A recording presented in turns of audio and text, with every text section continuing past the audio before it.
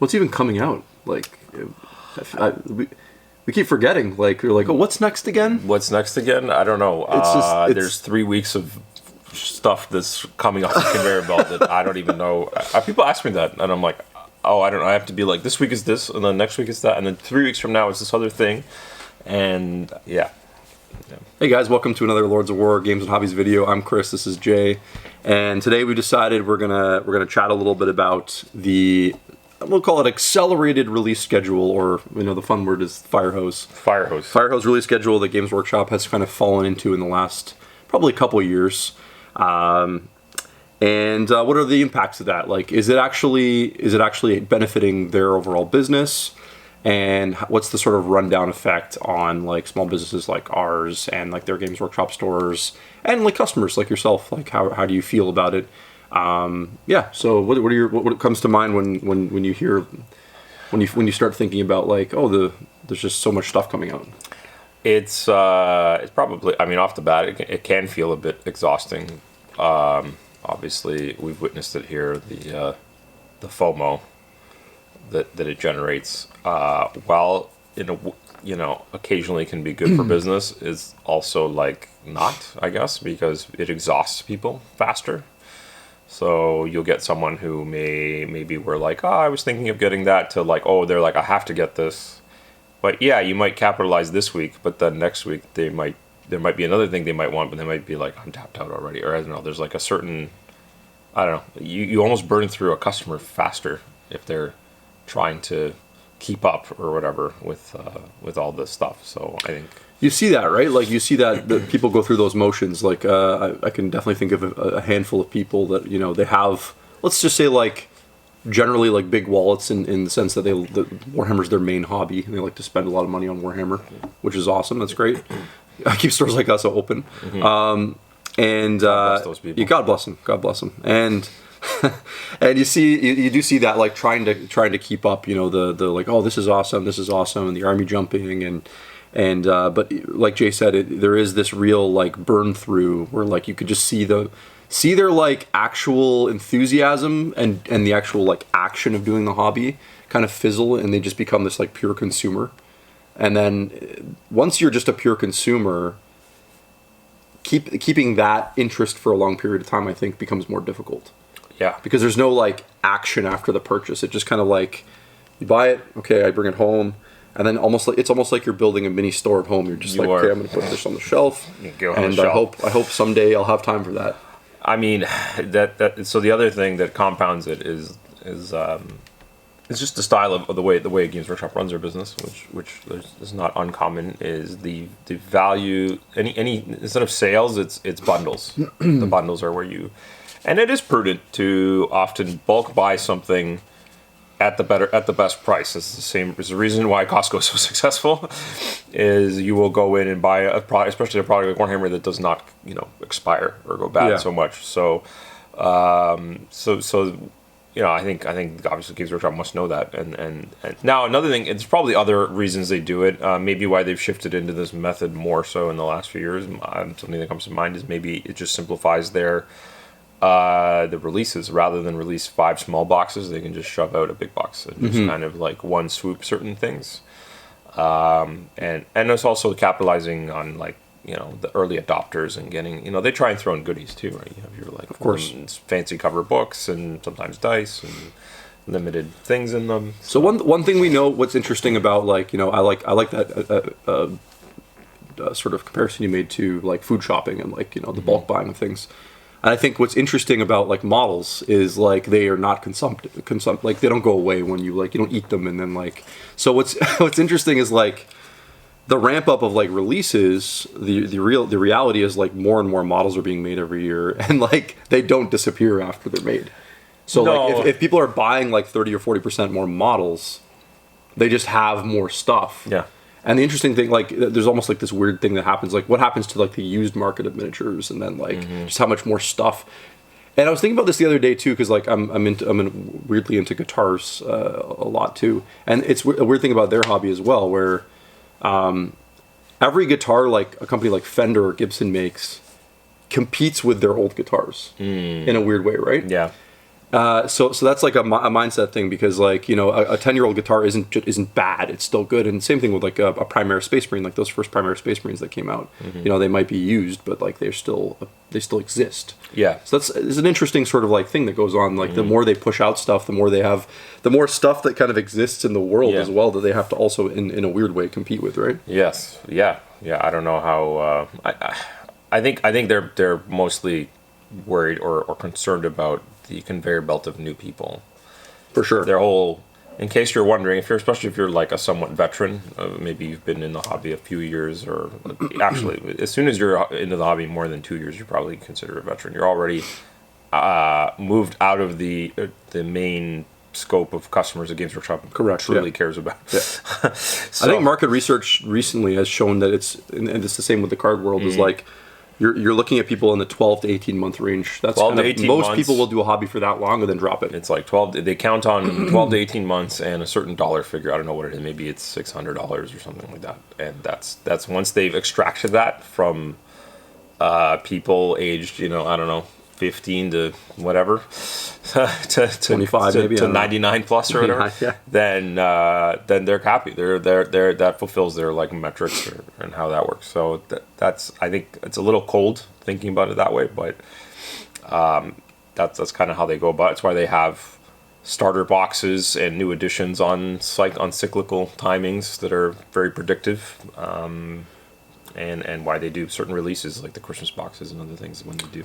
I guess one of the things that got me really thinking about this topic in particular was we were chatting about the Kroot, like the big new Tau box that's coming out with the Kroot in it and stuff. Cool. And we were kind of laughing a little bit about how it's kind of funny to look at that release as like this little, like it in the scheme of this year, like let's say 2024, it's going to be a pretty small, like not small release, but let's say like a medium release. Oh like my God. It's nothing huge, right? Like they didn't spend a ton of marketing money on it. They're just putting it out. Look at this cool, like there's some cool new Kroot models. And like the reason we were laughing is because we were comparing it to like 15, 20 years ago when we were in the hobby shop together at Square One. And we're like, man, a release like that back then would have been like once a year bonkers kind of thing. Yeah, it would have been a brand new plastic army would have been huge. Yeah, it would have definitely anchored a quarter if at the very least. It would have been like one of those the Tau or whatever that were a new Kroot army's coming out. It's the releases would have probably spanned 6 weeks or something, where we would have had a box for blisters or then the codex and then other little, and they probably had the army box for like all of those items would have been stretched out for quite a while. And it would be in White Dwarf. It would be talked about. Stores would be painting new Kroot armies to put in the shelf. That's right. To show it off and really drive it home. This is a new army. It's very cool. You should be into it. And now it's just a Saturday. It's a Saturday. Like it's and there might be other items out that day too. It might not be the only item. I think you're right. It probably isn't. I think there's other stuff probably too. Have other stuff out there. It's mind blowing. And like, look, I don't think like it's not a value judgment. I think like at the end of the day, like the companies are completely different. Like you know, late 90s, early 2000s Games Workshop and Games Workshop today, like we're talking like huge economies of scale. Like the fact that they're so much bigger now. They can produce like, you know, far more. They're selling to far more customers. It's just a way bigger, more successful company now, right? Much more, yeah. But you know, it does get you thinking. Like, what are some of the like short term effects of this on the business? I think we could probably say overall the last couple years, I think you can just say like the net benefit to Games Workshop as a company putting out more releases has been they made more money. Yeah. Like just in simple terms. You offer more things, and it's kind of like whether you have whether on a smaller scale, whether you have a shop like us or any retail business, if you have you can go different ways. You can have like a small curated, so that's kind of sometimes small restaurants are like this, where they only have like 10 items or 8 items they sell, and they just do them well, and that's it, and that's okay. That's fine. If what happens then is you only go there for that specific item, The other way is to have a store like ours where you might have like just a massive variety of items, and the more stuff that you can put on the shelf, different stuff you can put on the shelf, that you can attract a wider net of people. And I think that's what they're obviously doing now. Is just, we've seen it with the specialist games and everything. Is if you have such a massive wide net, then it's the same reason why Walmart's successful, and whatever, any of these businesses it's the one-stop shop for everything. Now it does mean you have a massive inventory and you have to keep track of a lot of things, but also all the money's going to you because you have everything. So I think that's probably where I think that's an interesting. I think that's interesting. More like long-term effect of this sort of like fire hose thing is like, as a retailer like us, getting into like the nitty-gritty of like, what are the effects like 3 years into this sort of like crazy schedule of like inventory, and how you manage these sort of like week to week sort of like, oh, we need to tell them 3 weeks ahead of time how many croup boxes we want for the shop, but nobody's put a pre-order in yet. Yeah, because we're not allowed to actually sell. Yeah. We're not actually allowed to sell it yet. It is tricky. Yeah. So it can be really difficult, right? Like, well, I mean, the main obvious effect is our store is a mini Games Workshop at this point. maybe a moderate Games Workshop. We have, it's dominated quite a bit, and to an extent where we have to constantly now think of where we're going to put more of it, because they just keep making more stuff. They've really, I think we've talked about this a bit in our like opening a hobby store, and Chris and Ash have talked about it on Grill Miniature Games, but it really is like just slowly taking over the shop, and it's not like something that I think we're necessarily bitter about. It's just kind of like this is something that as store owners we have to adapt to the changing market conditions. So Games Workshop is still continuing to boom, and it is still continuing to be the most in-demand tabletop miniature product, and luckily it's something we know well and do well already, but that's probably one of the other major consequences. I think you're right. I think like long term, I think if it wasn't their goal, it certainly is the outcome of this sort of like release schedule, is that like, I might as well just get my old red shirt out and at this point. Like we'll get red shirts, ironically, but they'll say Lords of War really small instead of Games Workshop. But we'll have the same everyone will Imperial really Eagle. Everyone will really know what it is. We're just gonna do the it'll be completely cloned or whatever. And I think the red shirt is appropriate because we really do work for them still. Yeah, we basically do. Yeah. There's no escape. Yeah. Half of our store is not half, but I don't know. Well, I mean, 50% is theirs, and then the other 30 or almost 40 it's growing by the day, is more and more hobby supplies, and then anything else that's another miniature game is just slowly getting pushed off to the side. It's just kind of how it is, and it's like, it's an interesting time because the other miniature game. I remember like when the store was new, we would talk about how there was emergence of miniature games that were checking the right boxes of making comparable products, which is probably why like Marvel Crisis Protocol had great success in the first few years of its existence. Is like it's a plastic model, like great models, great game, great marketing, great packaging, everything's great, and yet it's still like is not going to it's going to like slowly be eroded by. Guess what? It doesn't have a release every week. It doesn't have a release every week. Every week. Yeah. That's the thing, right? Like, and that's, I think the other long-term effect we can discuss is the just pure saturation. And I know Ash talked about this a lot on his channel, is the way that they can monopolize YouTube creators. Yeah. Just by having like, hey, every week I'm going to send you this. And there's like this, it's not violence, but it's like this implicit sort of like, if you don't cover it, maybe you don't get one the next week. Yeah. So, I mean, that's definitely happening, right? And so like when you go on YouTube and the algorithm loves consistency. Yes. All these content creators that are looking to make videos every week, they're getting ammo from Games Workshop every single week to make a living, basically. And then other smaller companies that just like logistically cannot do that. Even like Atomic Mass or Asmodee, massive company, they might have monthly releases. Yeah. But they don't have anything close to what Games Workshop's pumping out. And I think that over time, let's be real. Like if people are seeing, we talked about this before in opening a store and other things, if what people are getting in front of their face all the time is Warhammer. That's right. That's what exists. That's what's real, right? That's what's real. So yes. Yeah. These YouTubers include. I mean, we have the store luckily, so there are YouTube channels that are just solely like, it turns into like, yeah, it was another like small joke. You're like, yeah, this guy basically works for GW, because it's like the pipeline of they're getting the products, and the products are giving them content, and the content is generating them revenue. So it's why, and then the other knock-on effect is you're not going to say a lot of negative things about the company that gives you the free stuff. So you're gonna bite the hand that feeds you. So you know, even then, even the best YouTubers that give like they're trying to give their most like unbiased, purest, they'll never say, "Oh, this GW thing is garbage" or something. They'll be like, "It's okay" or whatever. You know, I still did it. You know, like they'll skirt around it. They won't ever give it the like. Really, I mean, most Games Workshop products are perfectly great and fine, but even then, it's just funny how I just don't see a true, honest criticism. Although that's why, funny enough, you get Honest Wargamer, who, you know, I think he's built his channel on being himself, which I think is great. Yeah, that's refreshing for sure. Yeah. Whether you like his personality or not, I mean, that's a whole different conversation. But like, I think you can't argue the fact that he's trying to be and is being genuine. Yeah. But a lot of everyone else is just like, nope. Love. Keep sending me stuff. Thank you. Yeah. So yeah, it'll be interesting. Like, I think, you know, just to wrap this video up, and I think touch on like customers and how they feel. By the way, we don't get any free stuff yet. Yeah, no. Come on, guys. What do we have to do to get a codex around here? What's a guy got to do to get a codex? I think the one thing we hear from customers a lot is that there is a general, like, in terms of regulars, I think, and I think this is more people that have been in the hobby longer than, like Jay said, like longer than 2 years. Mm-hmm.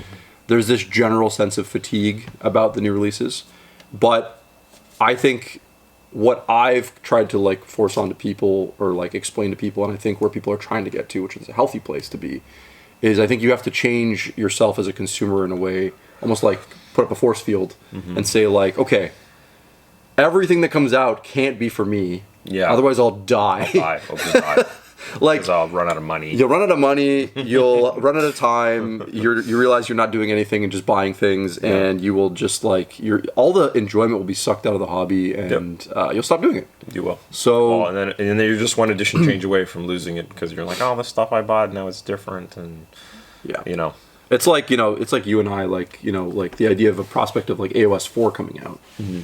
Immediately in my head, I'm like, well, if I just update all my armies, it's gonna be like hundreds of dollars in just books potentially, right? Yeah.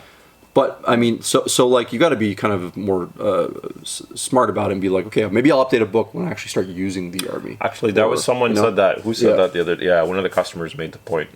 They said, oh, so they're like similar to us, where they have, I don't know, 3 or 4. Let's say they have 3 or 4 Warhammer armies, and they're like, oh, when the next edition comes, they've already decided I'm going to be playing or focusing on 1 or 2 of them, and they're not going to bother with the others. So basically, he's already decided that he's going to focus. I don't remember which ones, but I'm just going to say Lumineth and I don't know, his Stormcast or something. Mm-hmm. Those are the 2 that he's going to buy books for and actually like play, maintain, and update to 4.0. And his other 2 armies or 3 armies, he's just going to like maybe in 5th ed he'll come back, like, sure, you know. And I think that's a very like responsible or mature way of looking at it, because he's like why I'm gonna buy, if I buy 5 books, I'm not gonna actually play all these armies. It's just too much, so I'll just focus on 1 or 2, and I think that's like a healthy way to go about it, and you'll probably get more enjoyment out of it. You won't feel as, and then when the army does come out, you'll be just greatly excited about it, because you're like, oh, all this stuff came out, I'm great, I have time to actually build and paint all of it, and not feel like I have to rush to the next thing. I mean, obviously, Games Workshop always throws a wrench in, which usually it's their, you know, something crazy like when Legion Imperialis came out, or whenever they come out with Gothic. I don't know. Things like those types of things where you're just like, oh crap. I know, it happens, right? And I think that just, we're all susceptible to those like surprise releases where you're just like, this is just too cool, I'm going to buy this or whatever. But there's this, I think generally people do feel, and I think for me to sum up and conclude, I think there is a across all markets, not just the hobby, there is a tendency to focus on the short term, to chase those like quick nickels, whatever people say, or the fast dimes over long nickels, or whatever the saying is. No, it's fast nickels versus slow dimes. Yeah, and I think like The only thing that makes me worry sometimes is that, like, traditionally Games Workshop has been a long dimes company, and they've done a wonderful job over 30 years of being that kind of like, look, no, we're in it for the long haul. We want to develop customers and keep them in for a long time. They usually do. And so I think that's just where my head's at. And it's like, is that something they're doing anymore, or are they just chasing the fast nickels too much sometimes? Yeah. You know? Yeah. What do you guys think? I know we blabbled on about a lot of topics. How do you feel as a customer? Whatever shops you go to, what's your experience with this, like, proverbial fire hose of releases? Are you getting contacted a lot, or you staying dry? What's the deal? If you like the video, give us a like. A subscribe helps us out a ton. And if you really liked it, check us out on Patreon at the link below, and give us your support if you feel inclined. Thanks. Until next time, cheers. Bye.